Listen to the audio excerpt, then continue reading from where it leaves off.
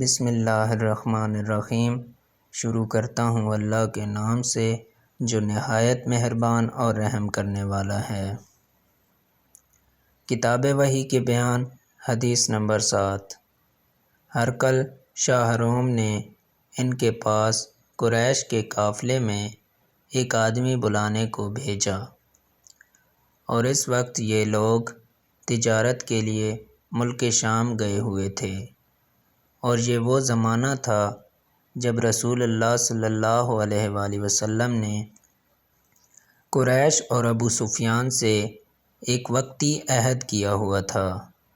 جب ابو سفیان اور دوسرے لوگ ہرقل کے پاس ایلیا پہنچے جہاں ہرقل نے دربار طلب کیا تھا، اس کے گرد روم کے بڑے بڑے لوگ، علماء، وزراء، امراء بیٹھے ہوئے تھے۔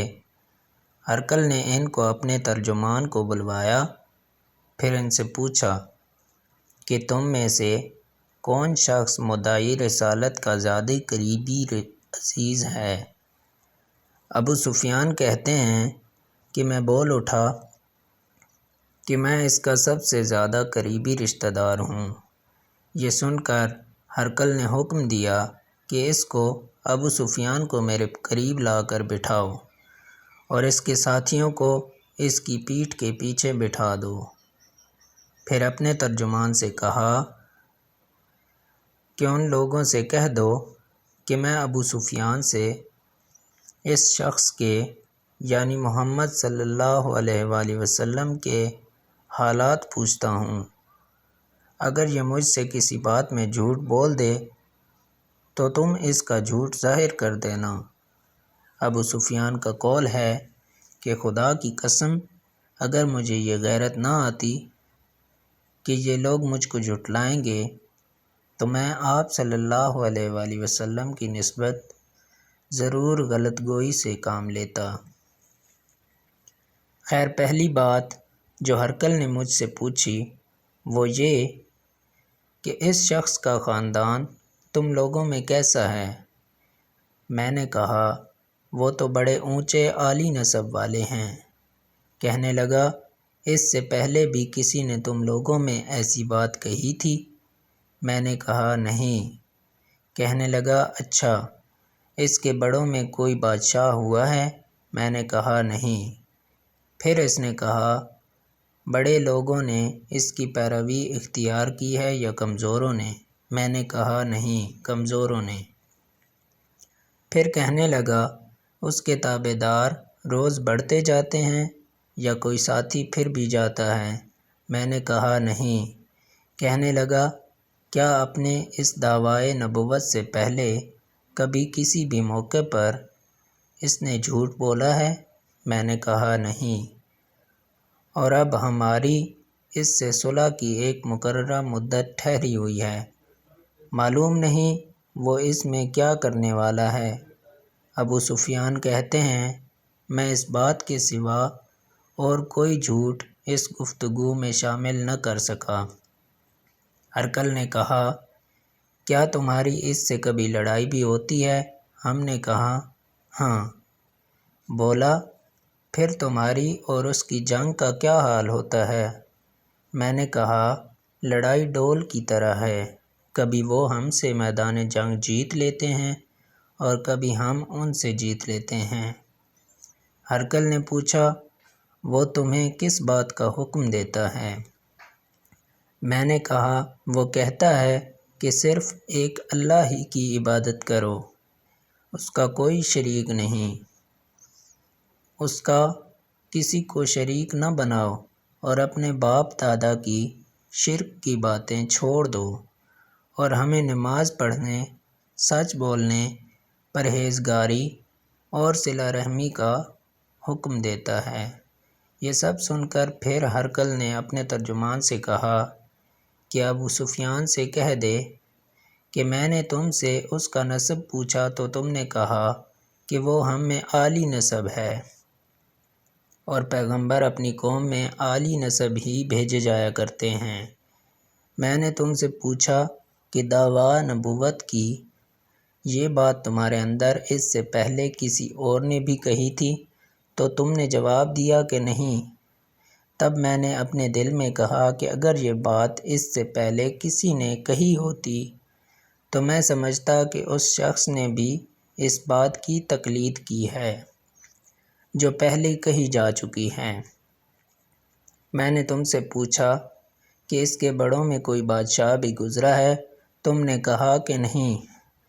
تو میں نے دل میں کہا کہ ان کے بزرگوں میں سے کوئی بادشاہ ہوا ہوگا تو کہہ دوں گا کہ وہ شخص اس بہانہ اپنے آباء و اجداد کی بادشاہت اور ان کا ملک دوبارہ حاصل کرنا چاہتا ہے۔ اور میں نے تم سے پوچھا کہ اس بات کے کہنے یعنی پیغمبری کا دعویٰ کرنے سے پہلے تم نے کبھی اس کو دروغ گوئی کا الزام لگایا ہے؟ تم نے کہا کہ نہیں۔ تو میں نے سمجھ لیا کہ جو شخص آدمیوں کے ساتھ دروغ گوئی سے بچے وہ اللہ کے بارے میں کیسے جھوٹی باتیں کر سکتا ہے۔ اور میں نے تم سے پوچھا کہ بڑے لوگ اس کے پیرو ہوتے ہیں یا کمزور آدمی؟ تم نے کہا کمزوروں نے اس کی اتباع کی ہے۔ تو دراصل یہی لوگ پیغمبروں کے متبعین ہوتے ہیں۔ اور میں نے تم سے پوچھا کہ اس کے ساتھی بڑھ رہے ہیں یا کم ہو رہے ہیں؟ تم نے کہا کہ وہ بڑھ رہے ہیں، اور ایمان کی کیفیت یہی ہوتی ہے حتیٰ کہ وہ کامل ہو جاتا ہے۔ اور میں نے تم سے پوچھا کہ آیا کوئی شخص اس کے دین سے ناخوش ہو کر مرتد ہو بھی جاتا ہے؟ تم نے کہا نہیں۔ تو ایمان کی خاصیت بھی یہی ہے، جن کے دلوں میں اس کی مسرت رچ بس جائے وہ اس سے لوٹا نہیں کرتے۔ اور میں نے تم سے پوچھا کہ آیا وہ کبھی عہد شکنی کرتے ہیں؟ تم نے کہا ہاں۔ پیغمبروں کا یہی حال ہوتا ہے، وہ عہد کی خلاف ورزی نہیں کرتے۔ اور میں نے تم سے کہا کہ وہ تم سے کس چیز کے لیے کہتے ہیں؟ تم نے کہا کہ وہ ہمیں حکم دیتے ہیں کہ اللہ کی عبادت کرو، اس کے ساتھ کسی کو شریک نہ ٹھہراؤ، اور تمہیں بتوں کی پرستش سے روکتے ہیں، سچ بولنے اور پرہیزگاری کا حکم دیتے ہیں۔ لہٰذا اگر یہ باتیں جو تم کہہ رہے ہو سچ ہیں تو عنقریب وہ اس جگہ کا مالک ہو جائے گا کہ جہاں میرے یہ دونوں پاؤں ہیں۔ مجھے معلوم تھا کہ وہ پیغمبر آنے والا ہے، مگر مجھے یہ معلوم نہیں تھا کہ وہ تمہارے اندر ہوگا۔ اگر میں جانتا کہ اس تک پہنچ سکوں گا تو اس سے ملنے کے لیے ہر تکلیف گوارا کرتا۔ اگر میں اس کے پاس ہوتا تو اس کے پاؤں دھوتا۔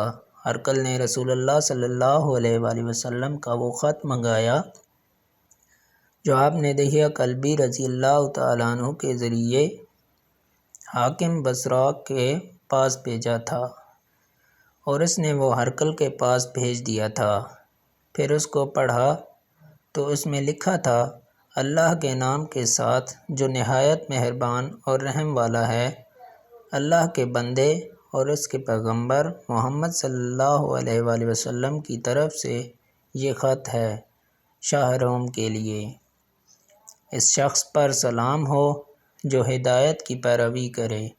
اس کے بعد میں آپ کے سامنے دعوت اسلام پیش کرتا ہوں۔ اگر آپ اسلام لے آئیں گے تو دین و دنیا میں سلامتی نصیب ہوگی، اللہ آپ کو دوہرا ثواب دے گا، اور اگر آپ میری دعوت سے روگردانی کریں گے تو آپ کی رعایا کا گناہ بھی آپ ہی پر ہوگا۔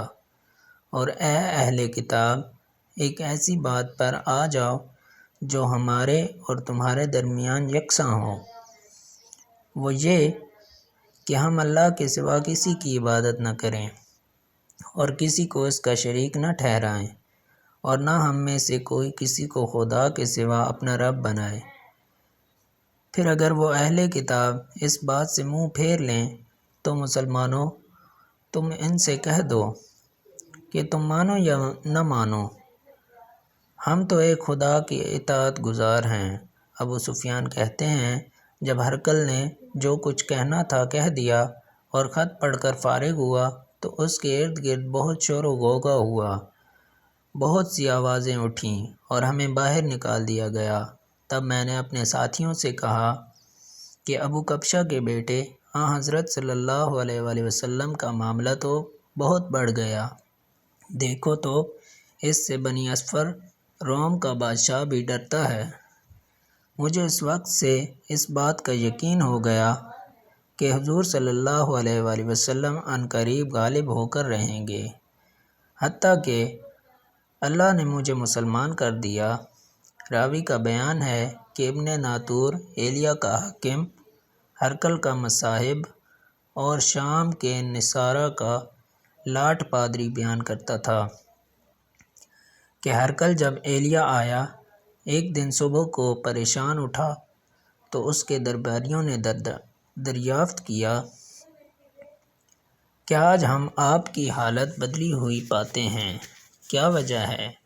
ابن ناطور کا بیان ہے کہ ہرقل نجومی تھا، علم نجوم میں وہ پوری طرح مہارت رکھتا تھا۔ اس نے اپنے ہم نشینوں کو بتایا کہ میں نے آج رات ستاروں پر نظر ڈالی تو دیکھا کہ ختنہ کرنے والوں کا بادشاہ ہمارے ملک پر غالب آ گیا ہے۔ بھلا اس زمانے میں کون لوگ ختنہ کرتے ہیں؟ انہوں نے کہا کہ یہود کے سوا کوئی ختنہ نہیں کرتا، سو ان کی وجہ سے پریشان نہ ہوں۔ سلطنت کے تمام شہروں میں یہ حکم لکھ بھیجیے کہ وہاں جتنے یہودی ہوں سب قتل کر دیے جائیں۔ وہ لوگ انہی باتوں میں مشغول تھے کہ ہرقل کے پاس ایک آدمی لایا گیا جسے شاہ غسان نے بھیجا تھا۔ اس نے رسول اللہ صلی اللہ علیہ وآلہ وسلم کے حالات بیان کیے۔ جب ہرقل نے سارے حالات سن لیے تو کہا کہ جا کر دیکھو وہ ختنہ کیے ہوئے ہے یا نہیں۔ انہوں نے کہا اسے دیکھا تو بتلایا کہ وہ ختنہ کیا ہوا ہے۔ ہرقل نے جب اس شخص سے عرب کے بارے میں پوچھا تو اس نے بتلایا کہ وہ ختنہ کرتے ہیں۔ تب ہرقل نے کہا کہ یہی محمد صلی اللہ علیہ وآلہ وسلم اس امت کے بادشاہ ہیں جو پیدا ہو چکے ہیں۔ پھر اس نے اپنے دوست کو رومیہ خط لکھا اور وہ بھی علم نجوم میں ہرقل کی طرح ماہر تھا۔ پھر وہاں سے ہرقل حمص چلا گیا۔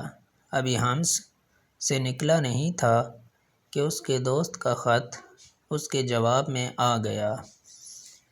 اس کی رائے بھی حضور صلی اللہ علیہ وآلہ وسلم کے ظہور کے بارے میں ہرقل کے موافق تھی کہ محمد صلی اللہ علیہ وسلم واقعی پیغمبر ہیں۔ اس کے بعد ہرقل نے روم کے بڑے آدمیوں کو اپنے حمص کے محل میں طلب کیا اور اس کے حکم سے محل کے دروازے بند کر لیے گئے۔ پھر وہ اپنے خاص محل سے باہر آیا اور کہا، اے روم والو، کیا ہدایت اور کامیابی میں کچھ حصہ تمہارے لیے بھی ہے؟ اگر تم اپنی سلطنت کی بقا چاہتے ہو تو پھر اس نبی صلی اللہ علیہ وآلہ وسلم کی بیعت کر لو اور مسلمان ہو جاؤ۔